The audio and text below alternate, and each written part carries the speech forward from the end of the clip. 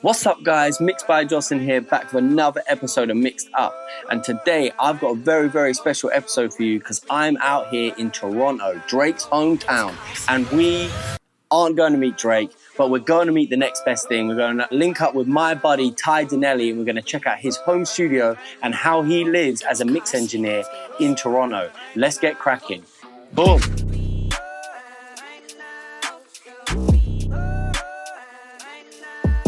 Okay, sweet. Before we head over to Ty Dinelli's house, I just wanted to give a big shout out to Dan and his girlfriend Jess for letting me stay in this amazing apartment in central Toronto. And just look at this view, man.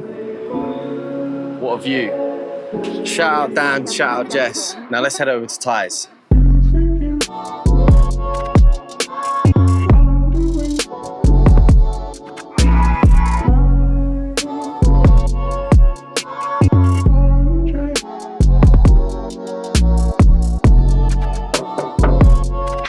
Yo, buddy, what's going on? We're here. Come on in. We're at Ty's house. Come on in. This is the spot. This is the spot. Downtown Toronto. Wow, let me just show everyone this view. Holy Jesus. Well, this is a bit different to Chelmsford, my shed. What a view. Wow. Yeah, welcome, man. Let's see the studio then. Let's do it. Come on in. Come on in. Okay. This is where the magic happens. This is it. Glad you can make it down. Right, let's sit down and let's have a chat. Let's do it. Okay, so we're here at Ty's studio in pretty much the center of Toronto. We're in the heart of downtown Toronto. Yeah, we're going to show you some of the B-roll shots in this video, but the view that we're currently looking at is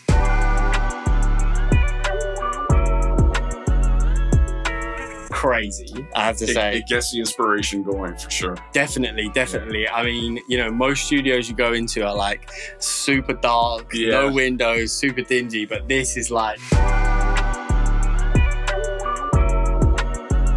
This is nuts, I have to say. Bro, that was always my thing. Like when I was kind of starting, I'd get hired for different like small studios or something like that. And it'd always be in some dark basement in Toronto or something. And yeah, I don't know, that wasn't the vibe for me. So yeah, when I wanted to do the home studio, I was like, I want it to be a nice bright room. But at night, if you're here, it's crazy because you just look out at the city, you see all the lights, you get the lights going in here. So the vibe is really on point. It's cool, man. What I might ask you to do is send me a video later tonight with it, so we can put it in, but we can let everyone see. Don't worry, I got you.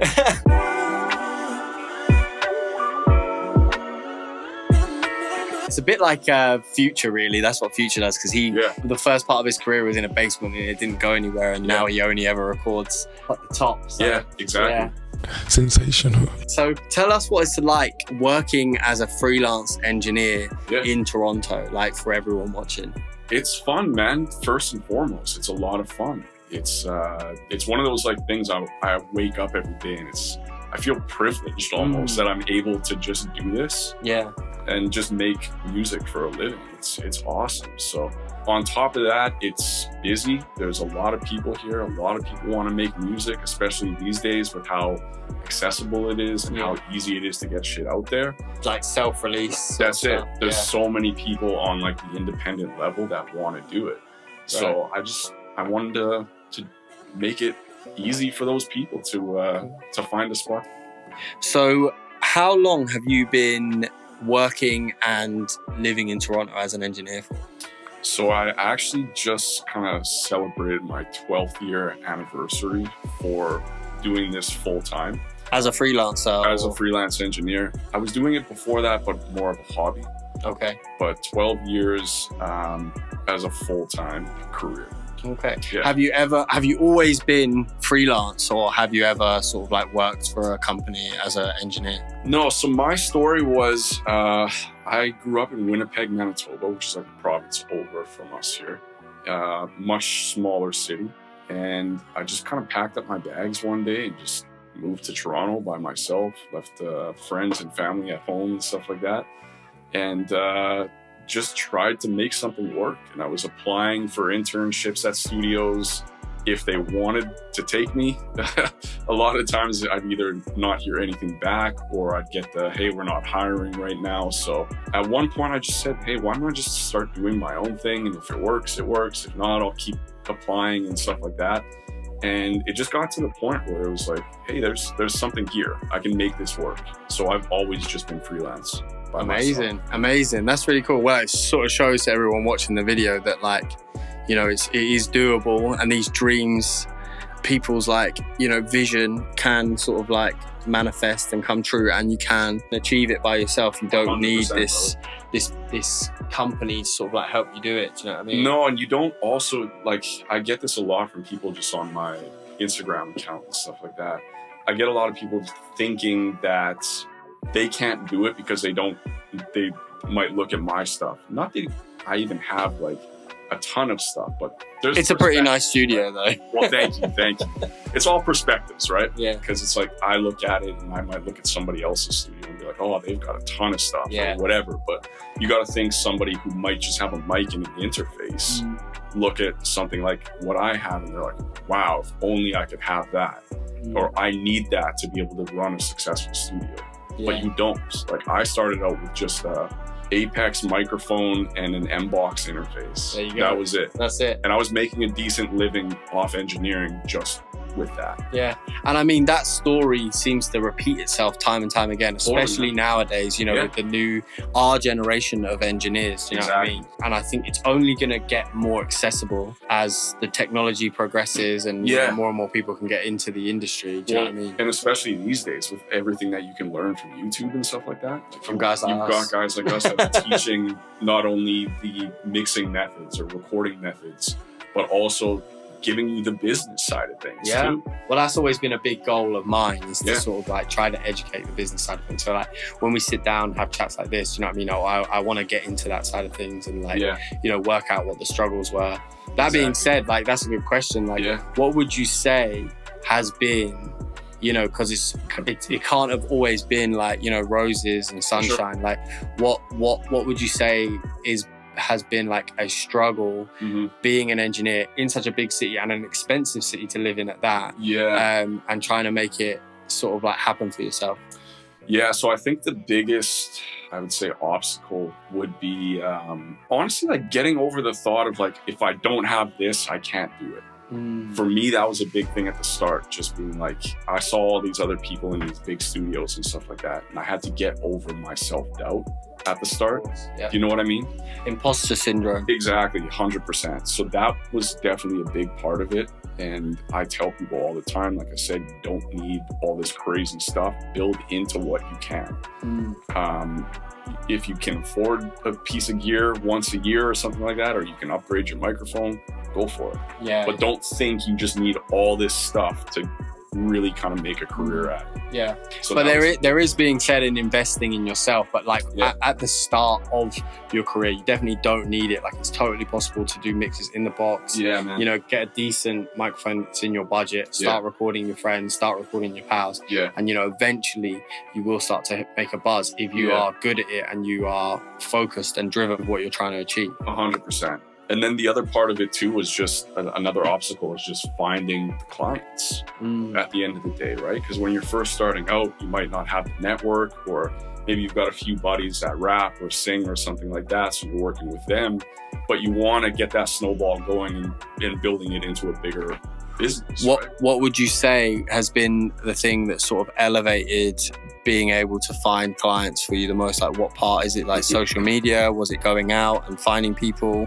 Word of mouth? I would say it's a combo of a few things. Social media definitely played a big part in it, and I've always been big on social media and just using the power of it to gain work. But the other aspect of it too is you got to get out, you got to shake some hands. Like if you're going to shows or you're going to the, you know, different venues where you know there are going to be artists that you can, I don't know if you want to say poach or whatever. Not poach, you're not stealing them, just but connect with. You're just getting them. Yeah. So it's a combo of kind of all those things together that kind of start getting the ball rolling.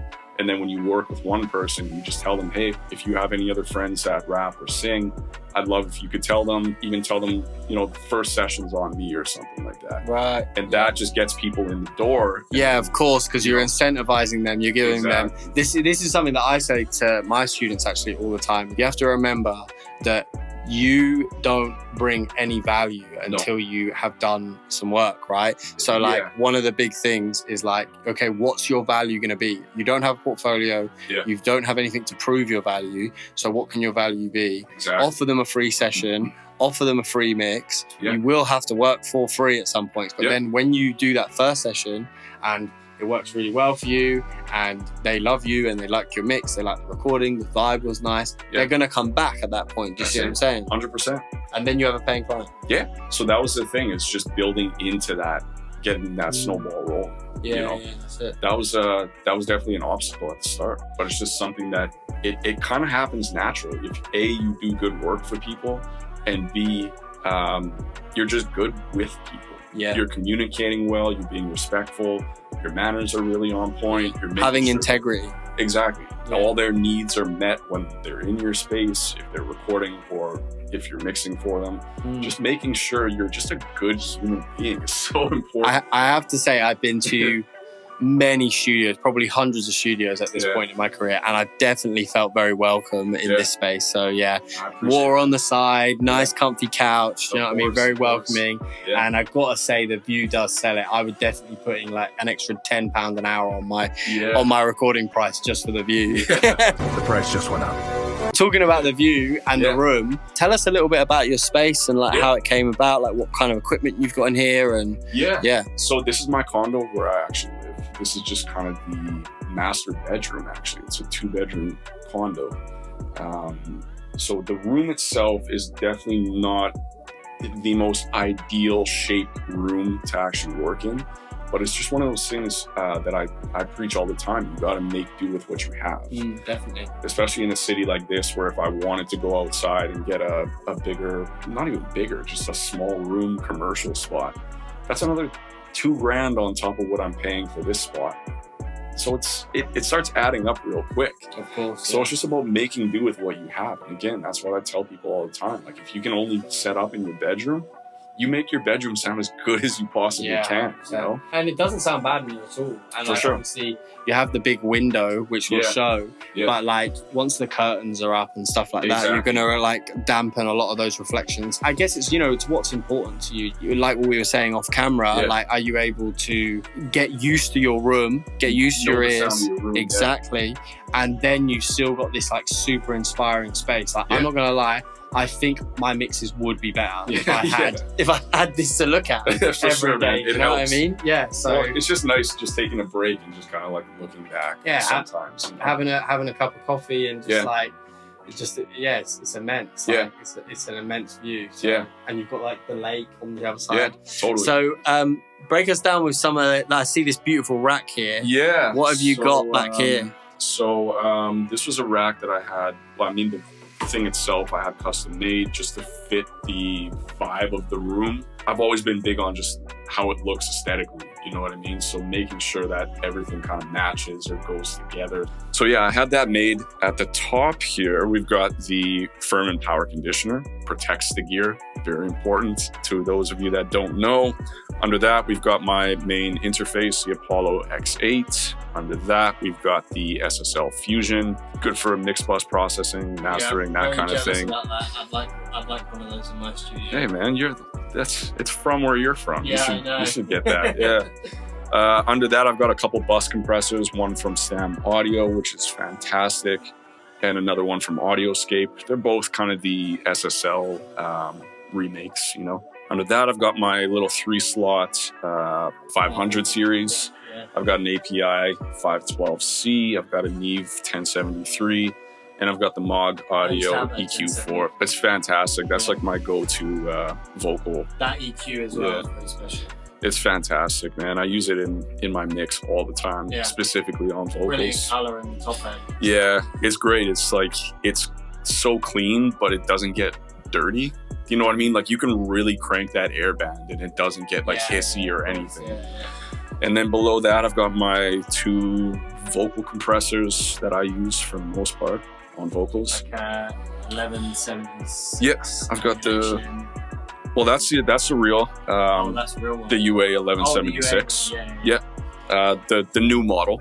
Yeah. And then under that, I've got the Audioscape like LA2A. Amazing. But that's it. And then on the desk, I've got the 2 solid state Logic UF8 controllers. I've got the Apollo Twin as just kind of my monitor controller, and the Dyne Audio LYD8 monitors. And I run a Mac Studio. Amazing. Yeah, but that's pretty much it. And you record in Pro Tools? I do, yeah. Yeah. I was just, shout out to Gorav. I was just gifted a free license. Oh, sick. Because I think they want me to convert and start working. Yeah. Okay. I'm Logic at the moment. Yeah. So, he's, and, I said, I'll make some videos if you give me a free copy. Sure. So shout out to Gorav. That's good, man. Pro Tools is expensive. Yeah. And what mic are you working with? Yeah, I've got the Neumann U87 as my main vocal mic here. Amazing. Very nice mic. I've got the baby brother of that, the 103. I had that before I had this one, but at one point I was just like, let me just bite the bullet. I'll have this mic kind of forever. It's just such a classic, right? I mean, there's still, there's still that exact mic running around from the 60s, you know what I'm saying? Exactly, yeah. Totally. Yeah. It's just universal, like, for the most part, most people will sound good on it. Yeah. I have a very funny story about something tragic that I witnessed that happened to a Neumann microphone. But oh, no. I don't think I'm quite prepared. Okay.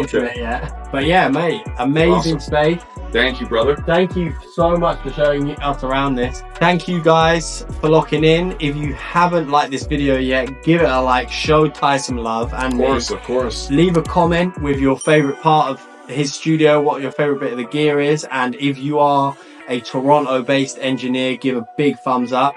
And if you haven't subscribed yet, please subscribe, and I'll catch you guys in the next one. Stay. Take care, guys.